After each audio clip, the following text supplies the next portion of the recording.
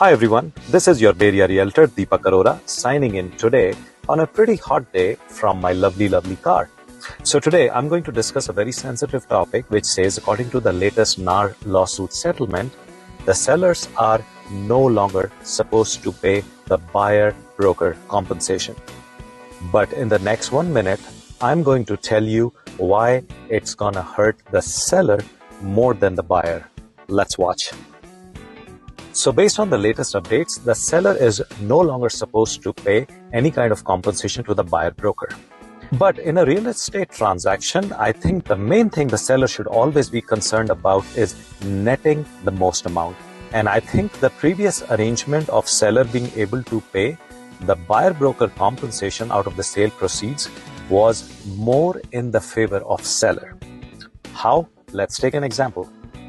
Let's say in the olden times, which was until last week, property went into contract for $1 million. And the seller was supposed to pay 2.5% compensation to the listing agent and 2.5% compensation to the buyer's agent. So in this case, let's take a simple example in which the buyer is making a 20% down payment and taking 80% loan. So irrespective of other closing costs, the buyer here is putting $200K out of pocket and taking $800K of loan, and the seller, irrespective of the other closing costs, is paying $25,000 to the listing agent and $25,000 to the buyer's agent.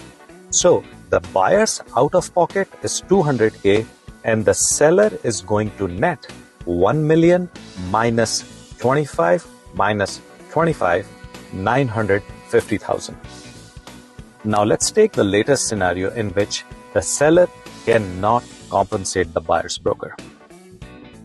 In this case, if the buyer has signed a buyer-broker agreement where the buyer is supposed to compensate their agent a 2.5% of the sale price of the home, the buyers would be paying $25,000 to dollar out of pocket. So in this case, let's say they have $205,000 in the bank and they have to give $25,000 to the buyer's agent. They cannot give a down payment of more than $180K, which means if they were to do 20% down, they cannot put an offer of greater than $900K, because $180K is 20% of $900K. So let's say in this case, if this is the only buyer who liked the property and they cannot give more than $180K for the down payment, they would be putting an offer of $900K.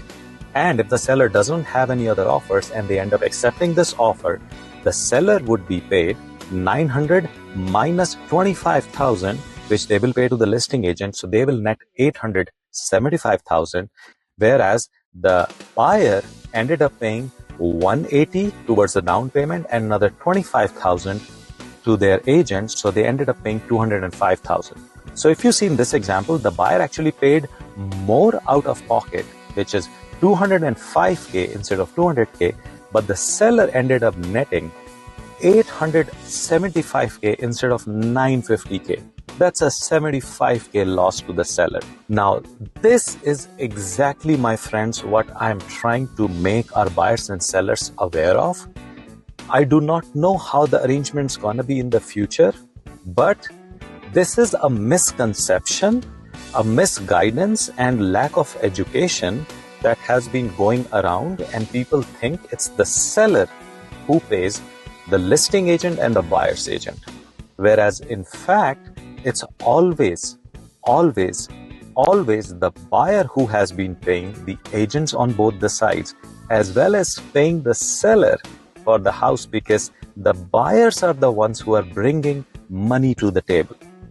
The advantage in the previous arrangement for the buyers was they were able to package all these costs into the loan. So they were able to leverage the lender's money in the previous case, so they could go higher on the offer price and the seller could net higher amount.